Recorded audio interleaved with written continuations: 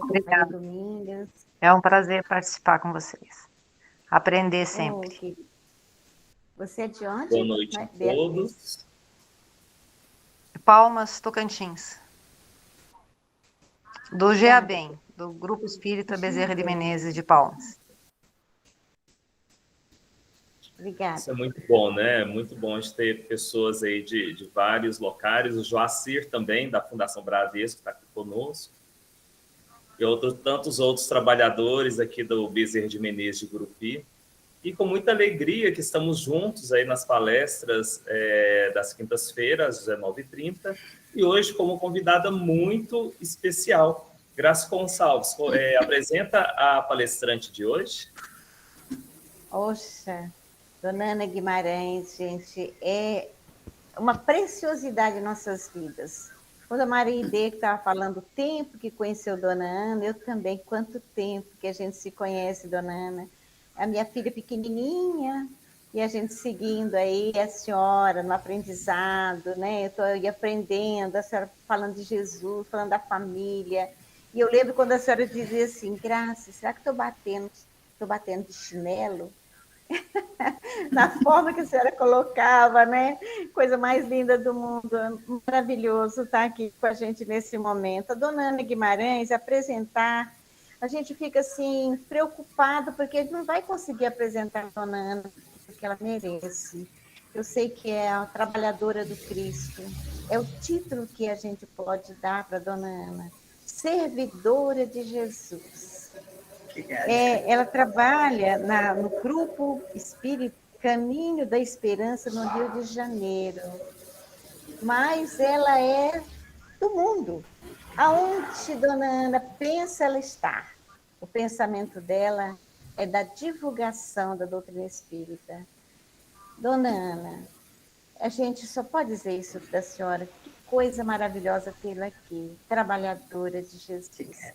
Fique à vontade. Estaremos juntos nessa live, todos nós. Obrigada.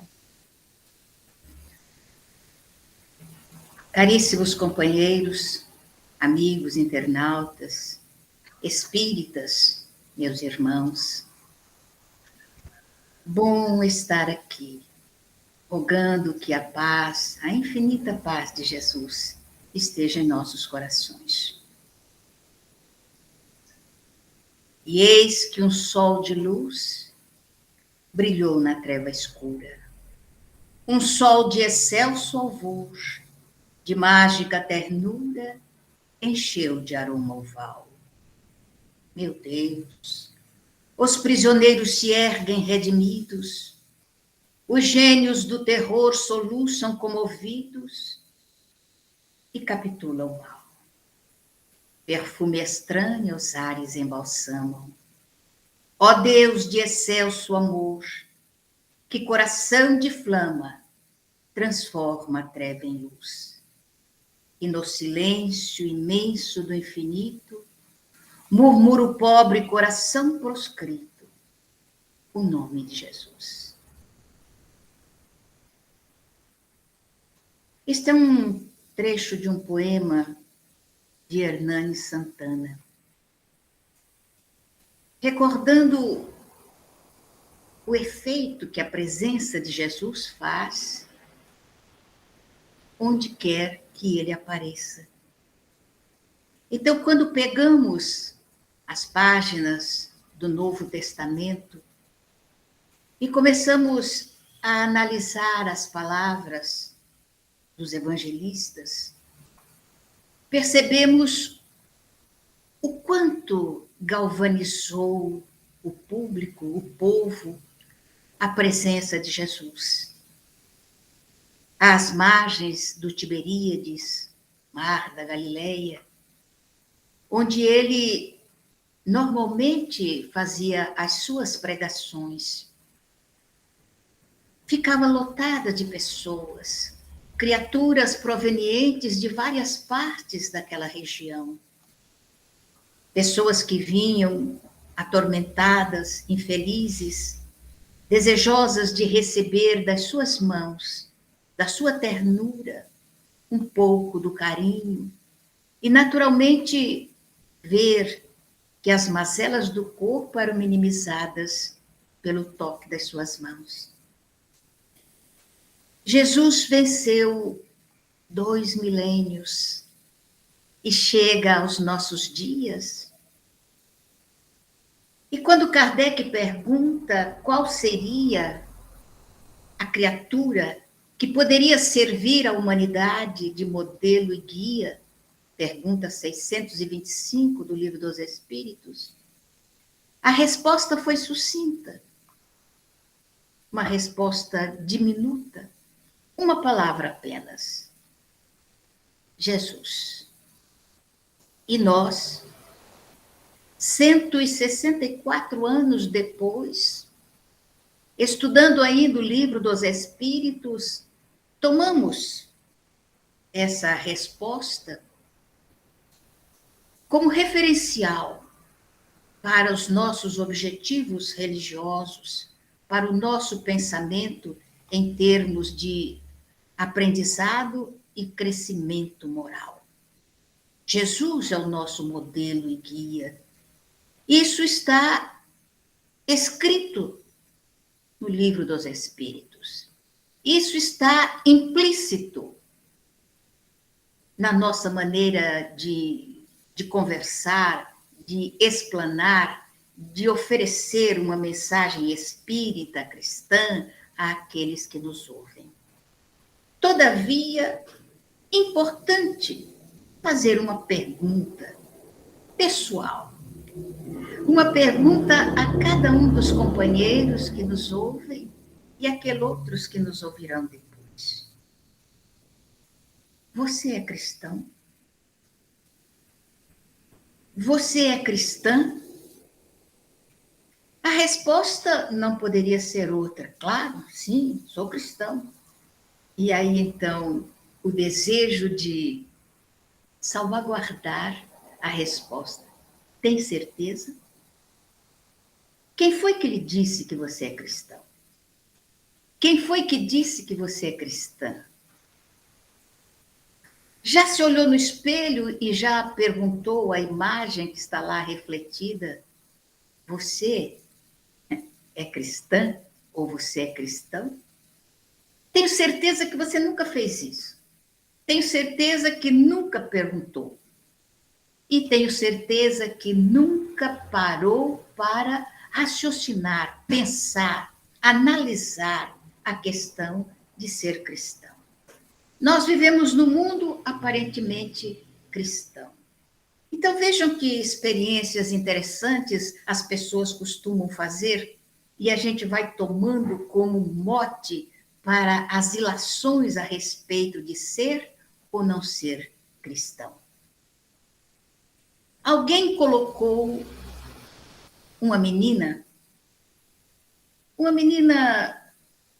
pobrezinha, mal vestida, de rostinho sujo, de cabelos despenteados, veste rota. Alguém a colocou sentada no viaduto do Chá, em São Paulo, pela manhã. E então os carros passaram. Passava um, passava outro, passava outro, passava outro. Uma quantidade enorme de carros foram e voltaram. E a menininha ficou sentadinha ali durante mais de 1 hora, até que alguém veio e a retirou dali. Depois de algum tempo, colocaram uma outra menininha, da mesma idade, sentadinha ali no viaduto do Chá. Só que agora a menininha tinha os cabelos penteados, com uma fitinha, tinha uma roupa bem posta, estava bem arrumadinha e sentadinha com uma boneca na mão. De imediato parou um carro e perguntaram à menininha: o que é que você está fazendo aí? Depois parou outra pessoa, e depois mais outra, e depois mais outra. Uma quantidade de pessoas pararam para saber por que aquela menininha tão bonitinha, tão bem arrumadinha, estava sentada ali no viaduto do Chá. Interessante. Interessante para que você analise a questão. Qual a diferença que havia entre as duas meninas? é que uma existia, a outra não. A que existia era aquela bonitinha, arrumadinha, que tinha um dono, que tinha alguém que tomava conta. Então, era um ser humano que estava ali sentado, natural que se perguntasse por que estava aquela menina ali. Mas a outra, aquela criatura pobre, sujinha, possivelmente não tinha ninguém, e ela também não era ninguém num país cristão. Bem, isso é uma história para que você pense. Não faz muito tempo, aqui no Rio de Janeiro, bateram numa senhora que estava no ponto de ônibus. Ela foi atacada e bastante machucada por alguns rapazes. E essa senhora se apresentou à polícia. Ela era uma doméstica, uma trabalhadora doméstica, que estava indo para o seu trabalho, naturalmente, da forma como ela costumava se apresentar. Alguns dos rapazes que a atacaram foram reconhecidos e se apresentaram à polícia. E então, um deles, pedindo desculpas, disse ao delegado: eu não sabia que era uma trabalhadora doméstica. Me perdoe, foi um engano, uma trabalhadora, eu não sabia. E o mais impressionante é que o pai do rapaz também disse a mesma coisa. O meu filho não sabia que era uma trabalhadora doméstica. O que será que eles pensavam que sabiam a respeito daquela senhora? Como era uma trabalhadora doméstica, era um ser humano. Mas se ela não fosse uma trabalhadora doméstica, seria o quê? Para ser espancada.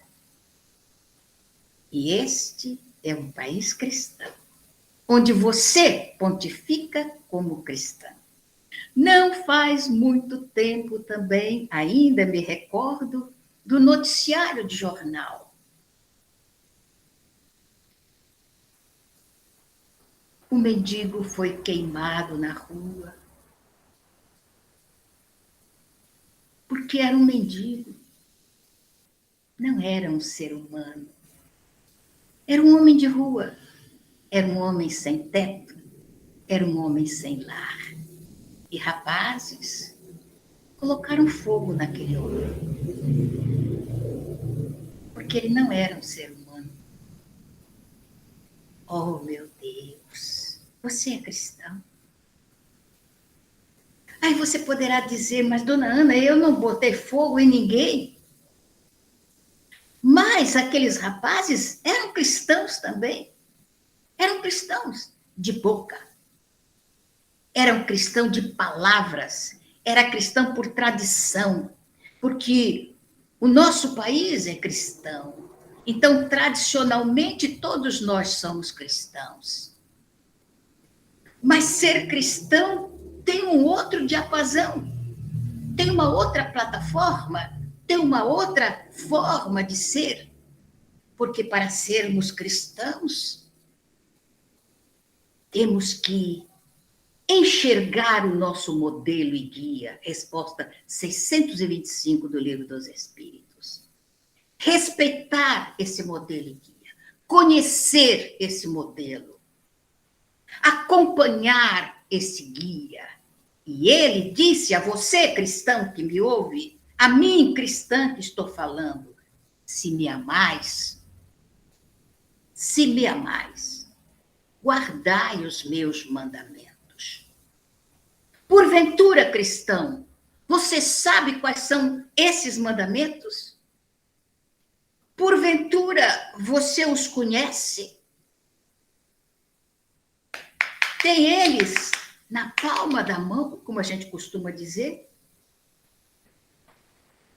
Para que algo seja nosso modelo, ele ficará diante de nós e nós conheceremos todas as vertentes desse modelo para poder segui-lo. Para tomarmos um guia, é preciso que nós conheçamos esse guia.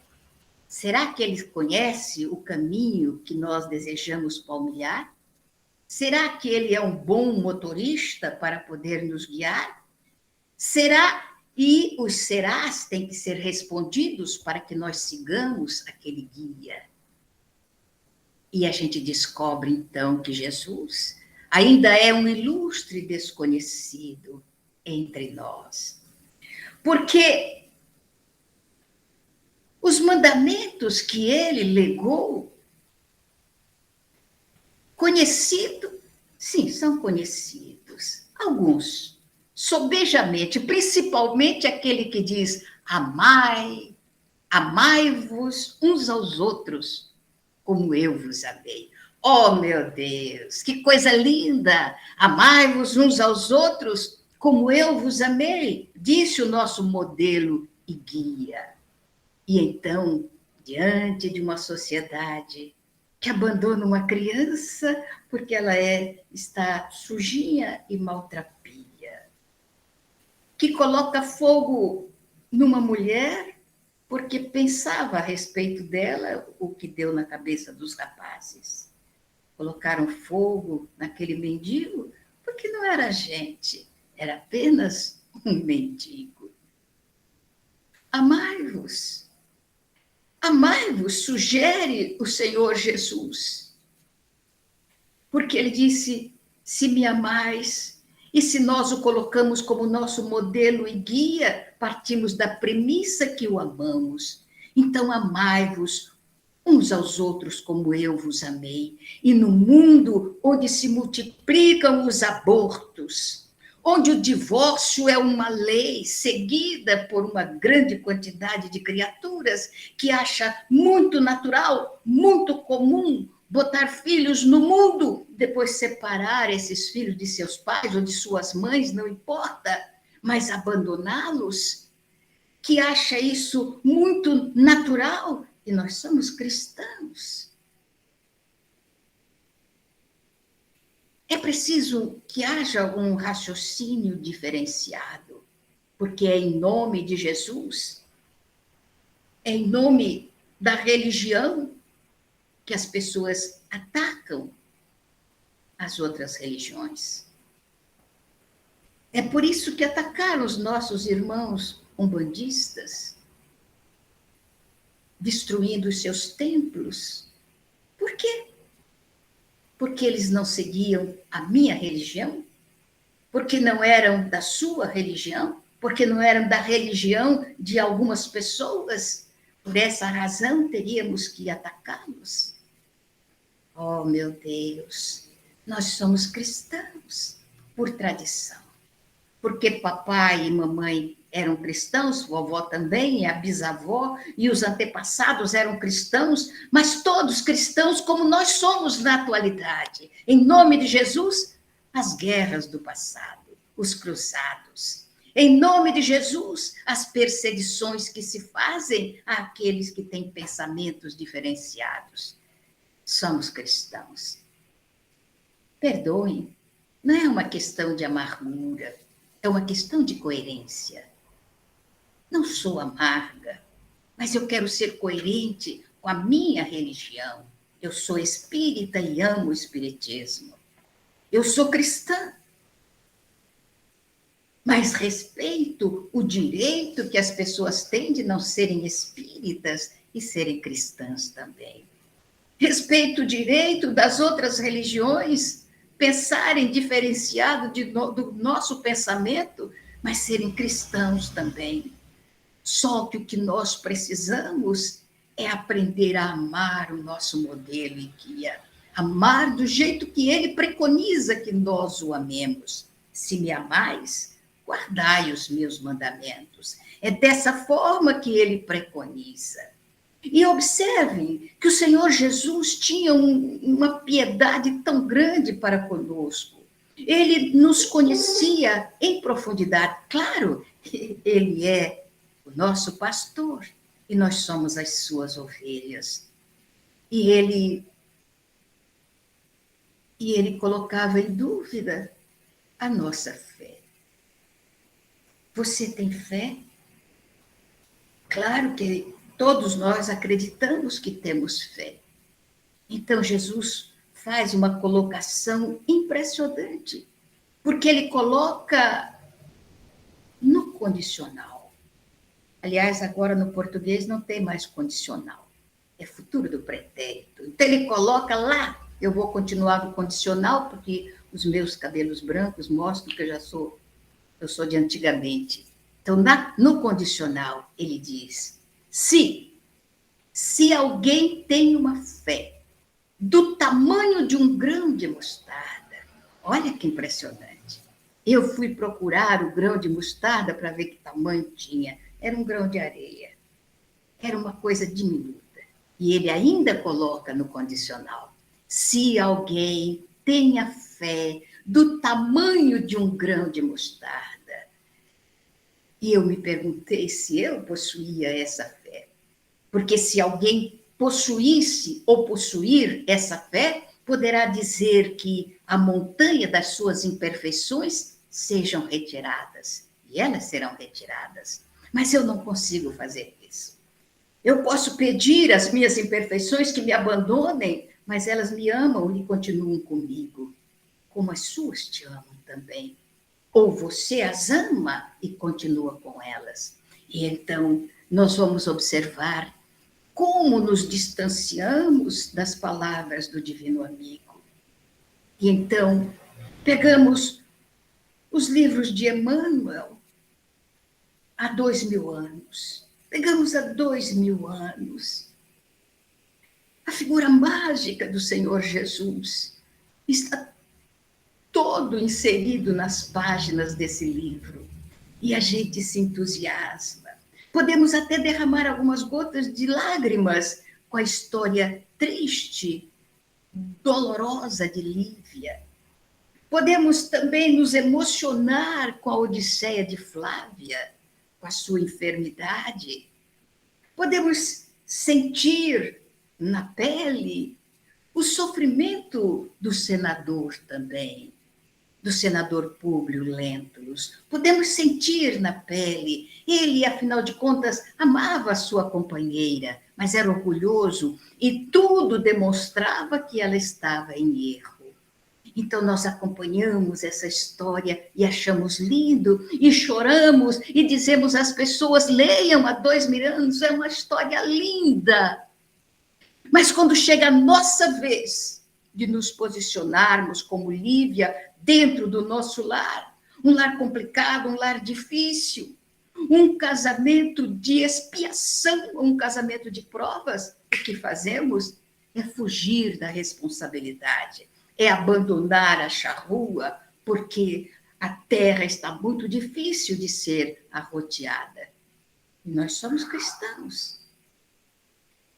E achamos lindo o romance, mas nós vemos apenas uma história, não vemos um exemplo a ser seguido, não vemos uma diretriz que foi colocada ali por Emmanuel, dizendo para você, cristão, é assim que o cristão procede, é assim que o cristão deve proceder, é assim que o cristão deve ser.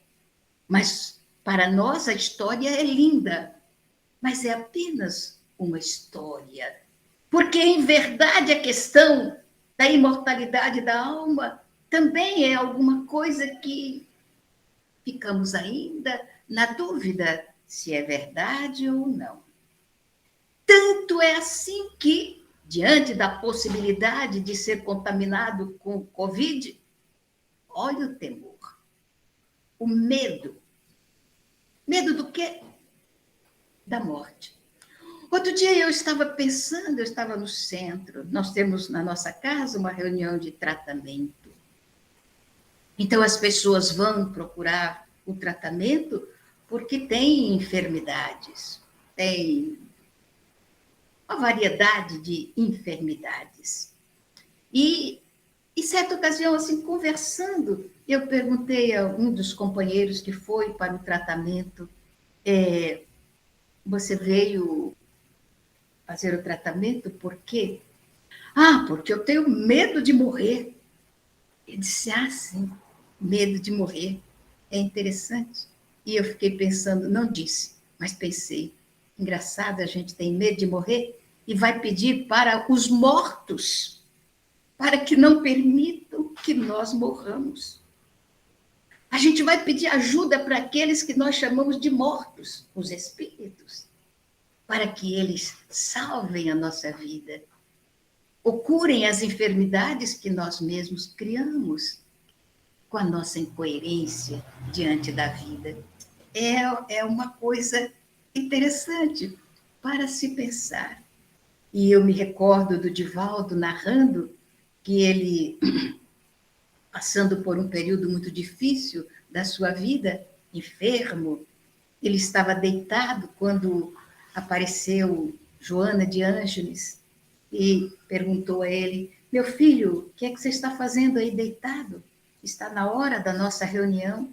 E o Divaldo, então, muito assombrado, disse, mas minha irmã, eu estou quase morto. E ela, então, respondeu, mas eu estou morta inteira e não estou reclamando.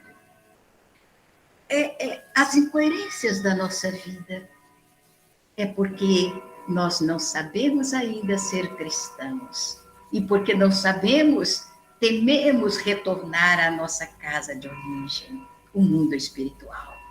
Tememos esse retorno e nos defrontarmos com a realidade de uma vida que jogamos fora na maioria das vezes.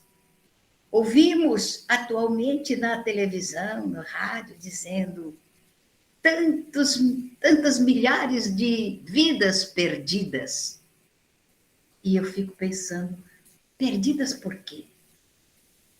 Nós só perdemos a existência quando nós destruímos o nosso corpo com uma conduta que não seja cristã.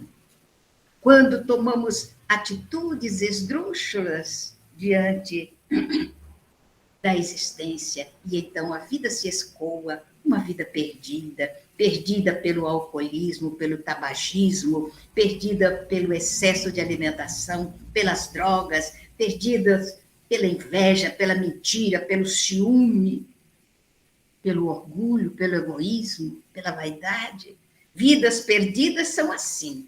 Mas aquelas que nós deixamos pela enfermidade, quando ela é perfeitamente natural, não são perdidas. Apenas o viajor retorna ao seu mundo de origem.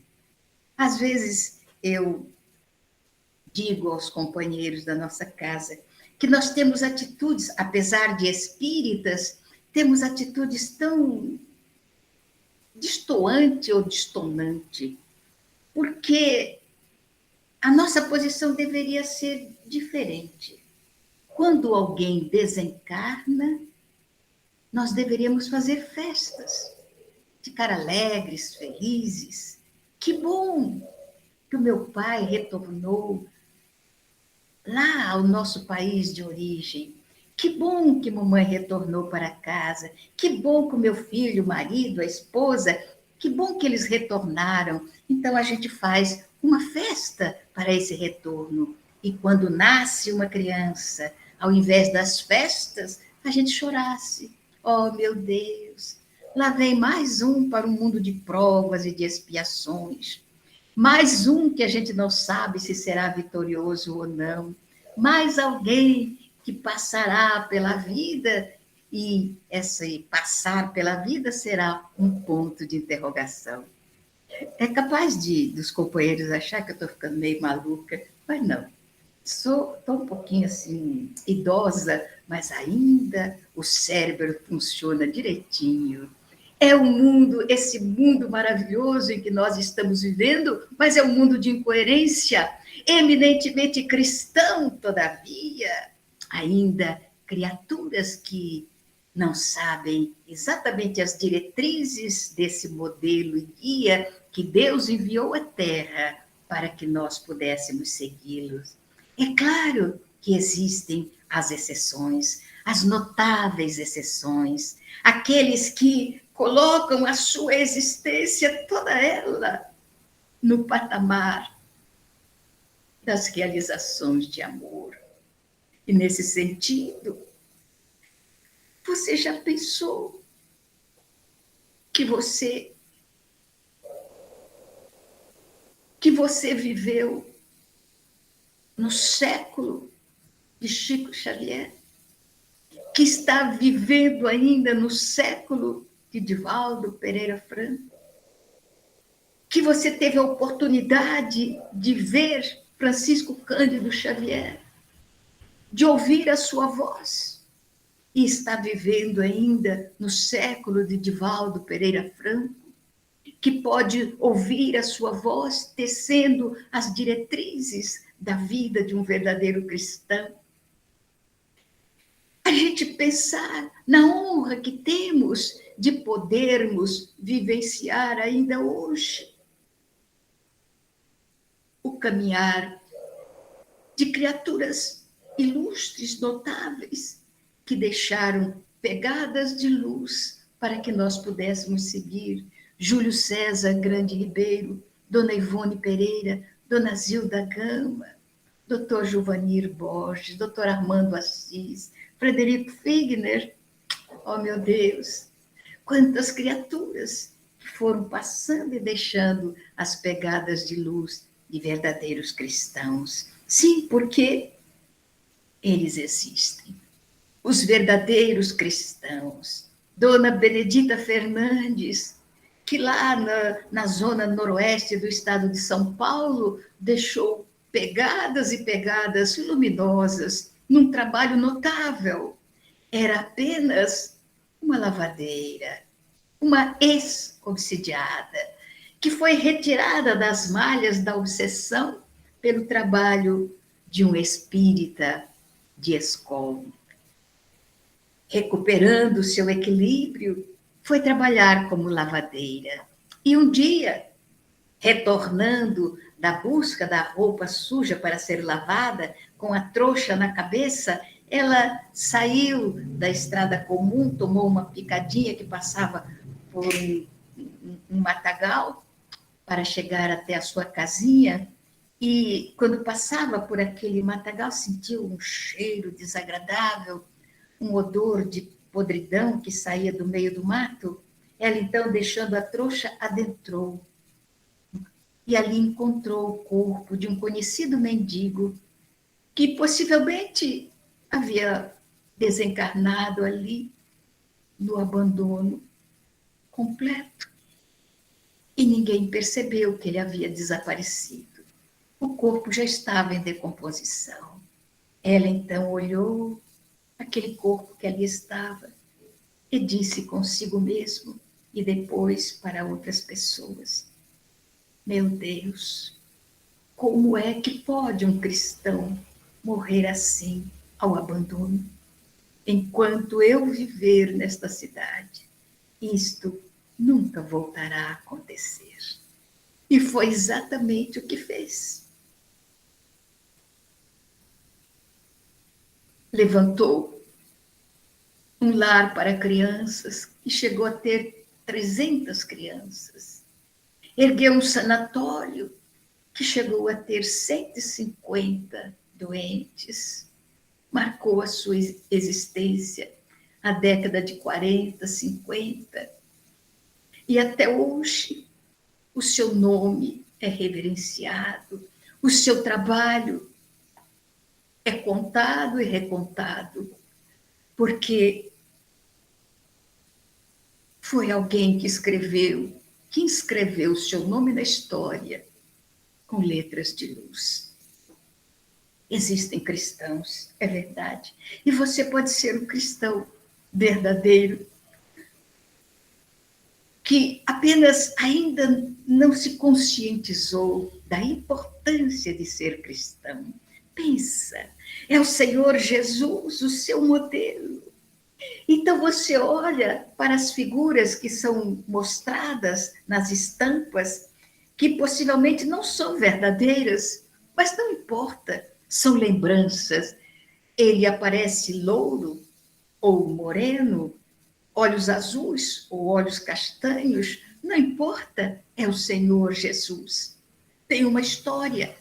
Pode ser que essa história contada não seja a real, porque ela veio de quebrada em quebrada, traduzida de um idioma para outro, e pode ter distorções, mas não importa, porque o que, o que ele deixou nos seus 5 discursos é um mote para uma vida toda. Como disse o Mahatma Gandhi, se apagasse todo o Novo Testamento, se apagasse todas as mensagens do Novo Testamento e ficasse apenas as bem-aventuranças, nós já teríamos um roteiro de luz para toda a vida. Então, nós pegamos as bem-aventuranças e logo no seu início, o Senhor Jesus diz-nos: bem-aventurados os mansos. Bem-aventurados os mansos, eles herdarão a terra. E nós ficamos pensando, o que é que vamos fazer com a terra? Se eu adquirisse a mansuetude e ele me desse a terra de presente, eu ia dizer a ele: mas Senhor, para que eu quero a terra? Pelo contrário, eu quero sair da terra. E eu quero me libertar do mundo de provas e de expiações, ou ficar na terra e continuar se for um mundo de regeneração. Mas para que eu vou herdar a terra? O que eu vou fazer com ela? Diria o Senhor Jesus. Mas ele diz: não é assim. Não é assim. Os mansos são aqueles que têm a pacificação dentro de si. São aqueles que têm a tranquilidade interior. São aqueles que são afligidos, mas nunca ficam aflitos. São aqueles que são perseguidos, mas nunca serão perseguidores.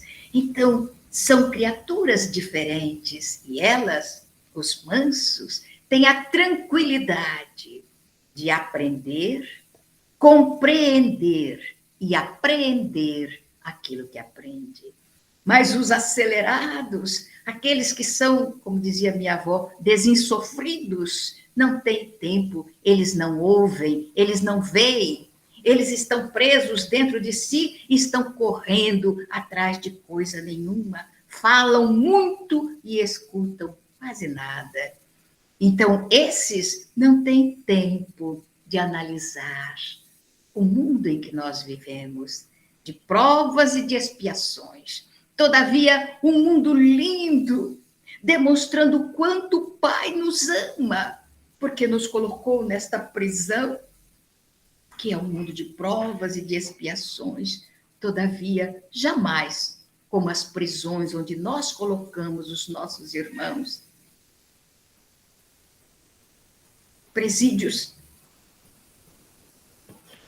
que representam, possivelmente, se Dante estivesse aqui, ele diria: o inferno, esse é o inferno de Dante. Não, o Pai nos colocou nesta prisão linda, maravilhosa. Um dia eu estava em Uberaba, eu ficava sempre perto do Chico para ouvir tudo o que ele dizia, não perder nada.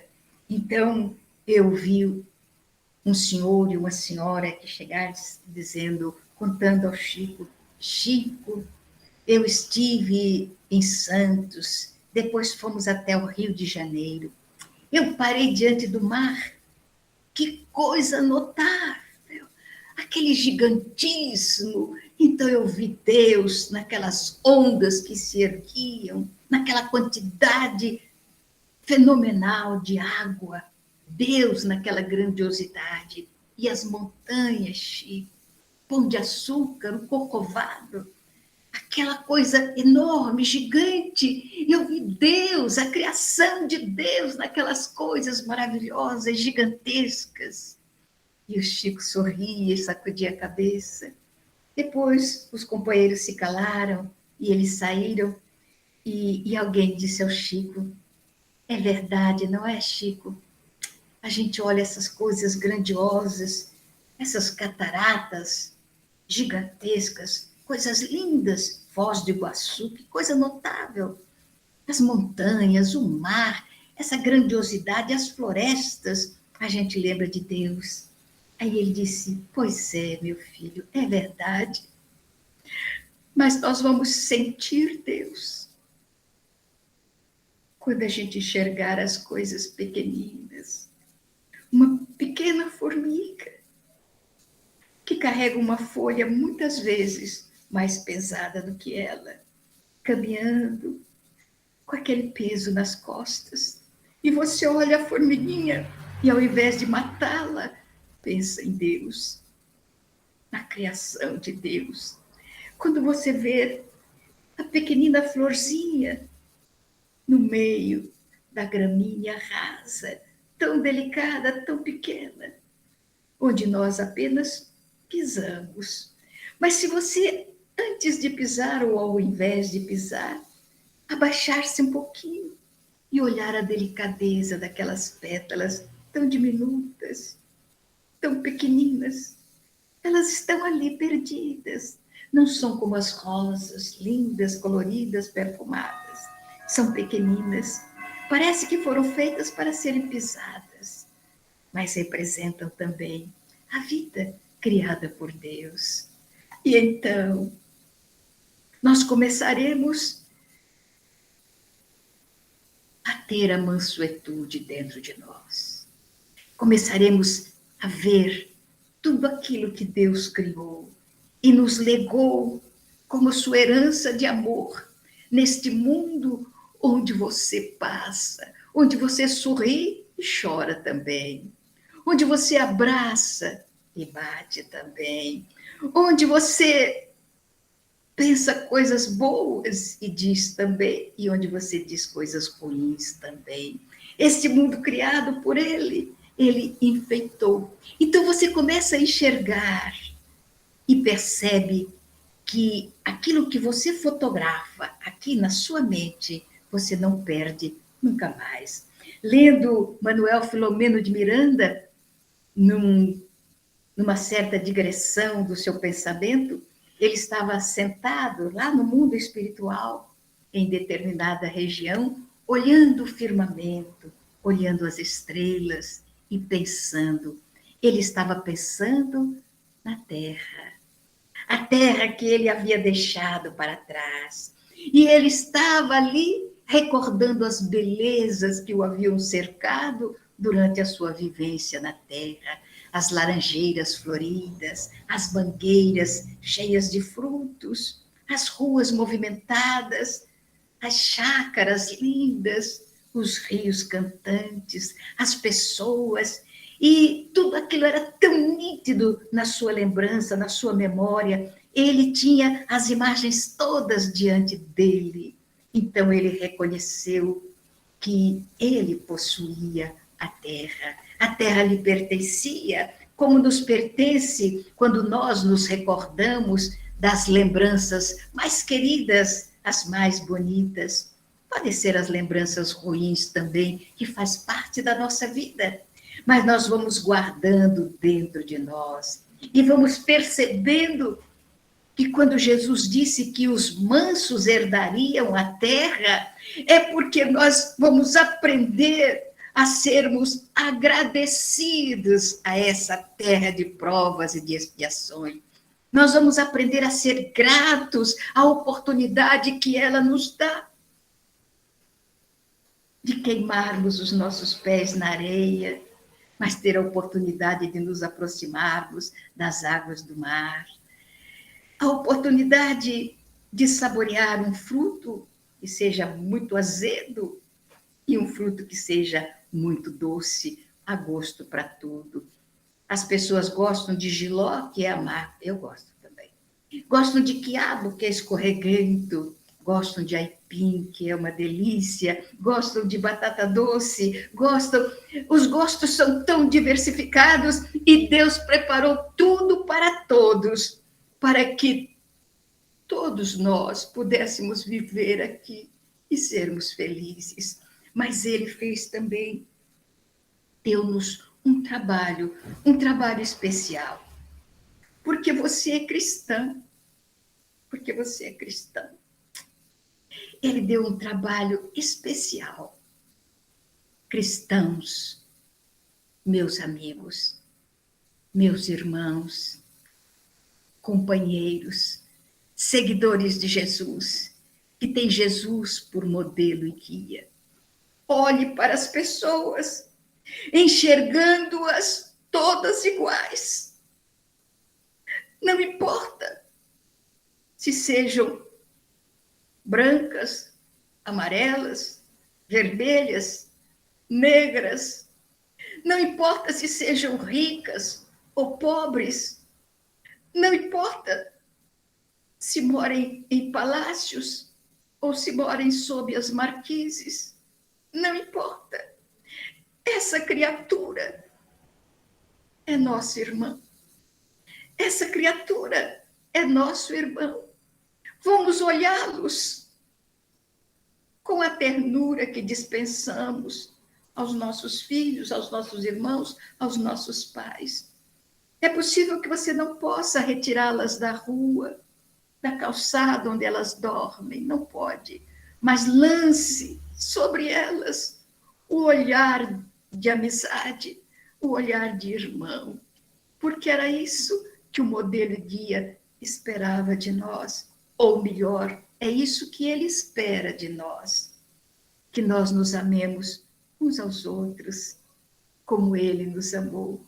E ele olhou assim para Maria de Magdala, olhou assim para Judas de Queriote, olhou assim para Pedro, que iria negá-lo, olhou com ternura aqueles discípulos que fugiriam, como olhou com a mesma ternura para todos aqueles que o apedrejavam,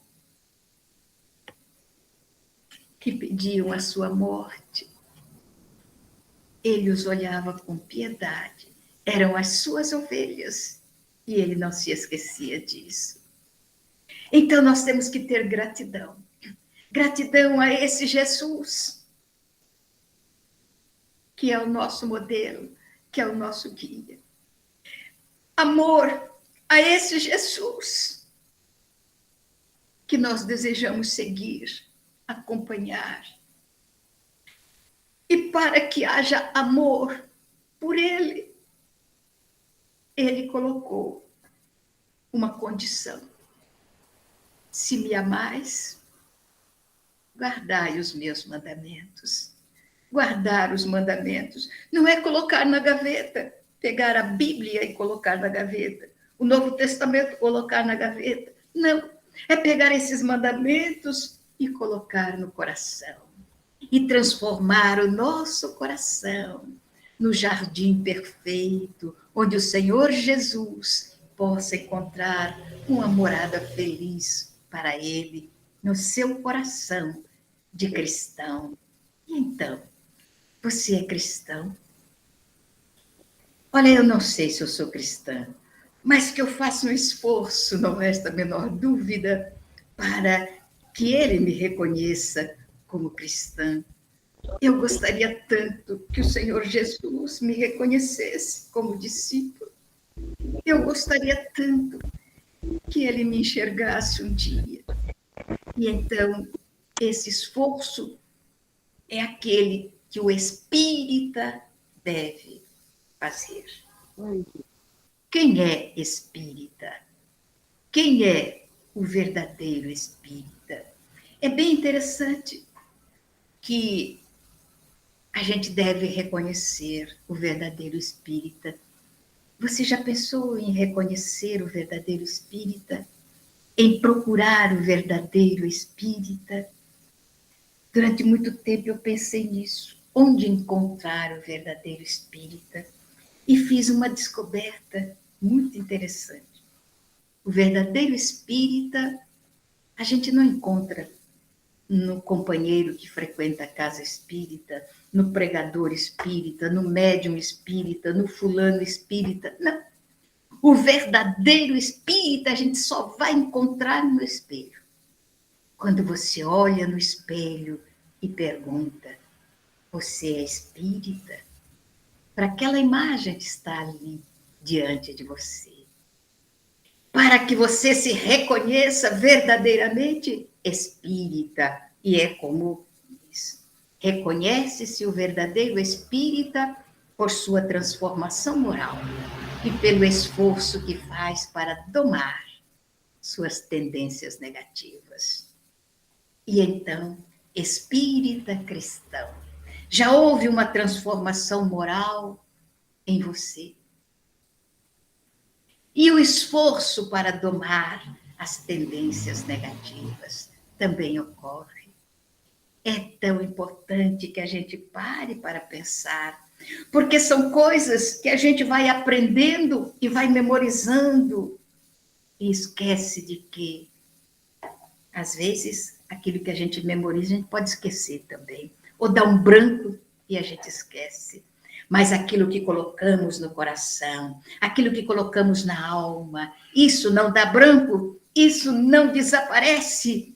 E então, quando no lar, junto à família, as dificuldades se nos apresentam, eu me lembro que sou espírita, vivo num mundo de provas e de expiações, não porque sou santa, mas porque tenho os meus comprometimentos, os compromissos assumidos com o meu passado. E quando vejo o marido complicado e difícil, que é difícil de suportar, eu me recordo: quem terá sido ele no meu passado? E quais as razões que a lei colocou ele no meu presente? É para que eu aprenda a querer-lhe bem, para que eu aprenda a amá-lo. E aí eu estarei trabalhando no esforço para domar o meu desejo de fugir à responsabilidade, do meu desejo de entrar em fuga e não cumprir com os meus deveres. E diante dos filhos complicados, problemáticos, que enveredaram por caminhos ímpios, dificultosos, diante deles, eu me pergunto: o que foi que eu fiz? Quais foram os compromissos que eu deixei lá atrás e que estão agora diante de mim? E como eu esqueci o passado, eu vou envidar todos os esforços para que o meu presente seja de realização. Eu não posso tornar os meus filhos uma obra de estatuária divina, mas eu posso trabalhar até as últimas forças para que eles melhorem, para que eles sejam um pouco melhor hoje do que foram ontem, e para que eles sejam um pouco melhores amanhã do que terão sido hoje. Eu tenho nas minhas mãos a única doutrina que é capaz de modificar a sociedade, de modificar o mundo, porque ela não é uma religião que foi declinada para alguém, ela é uma revelação, uma trilogia, é uma filosofia que tem bases de ciência e consequências ético-morais religiosas. A única que pode mudar as pessoas, porque ela não fala, não faz revelações levadas pelo pensamento de alguém. Tudo que ela revela, ela demonstra nas suas bases científicas. Tudo perfeitamente comprovado. E então, é essa doutrina que vamos levar no coração ao encontro das criaturas, mas não será com palavras, mas com atitudes. Será a atitude do cristão espírita que poderá influenciar realmente as pessoas. Aliás, Antônio Vieira, o grande orador sacro, já costumava dizer: por que será? Por que será que no passado poucos convertiam tantos? Porque eram poucos mesmo.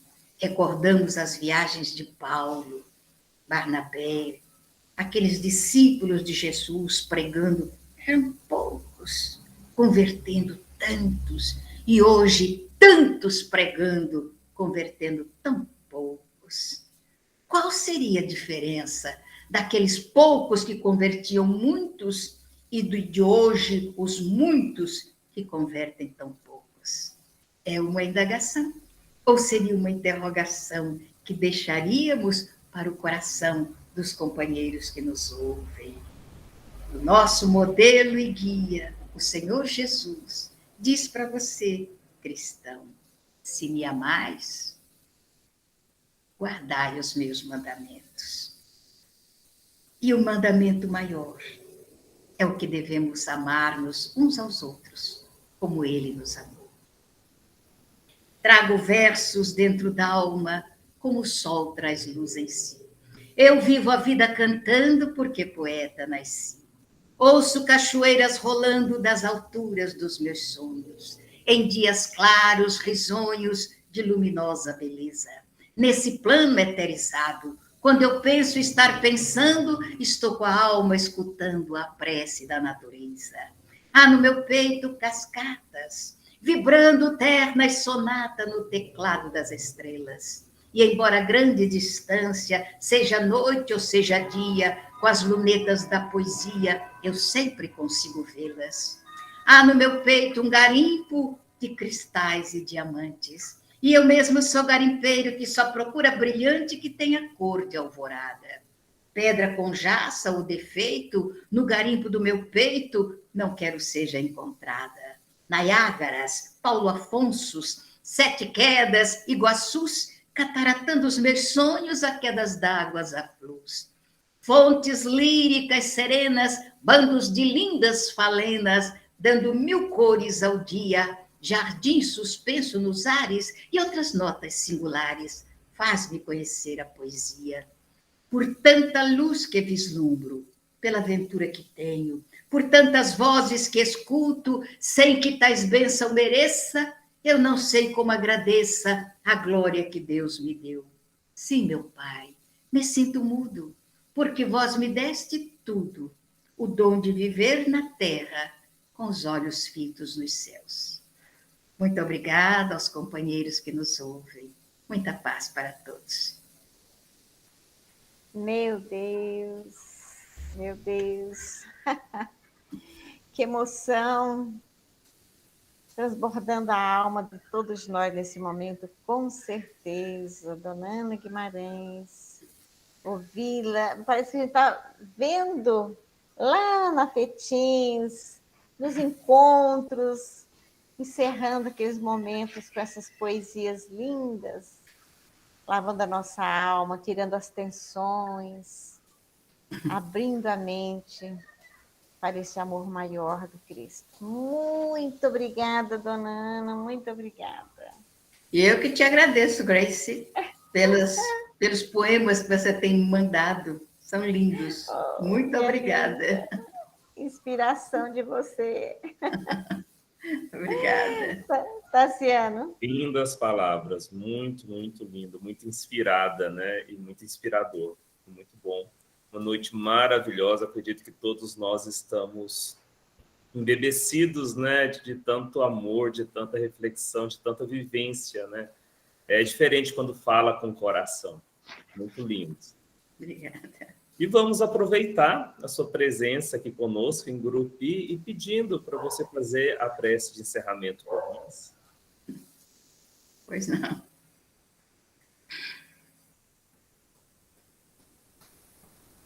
Amorável Senhor, aqui estamos, as tuas ovelhas tresmalhadas, que nos perdemos do teu rebanho e buscamos agora reencontrar-te em nossa jornada de regeneração.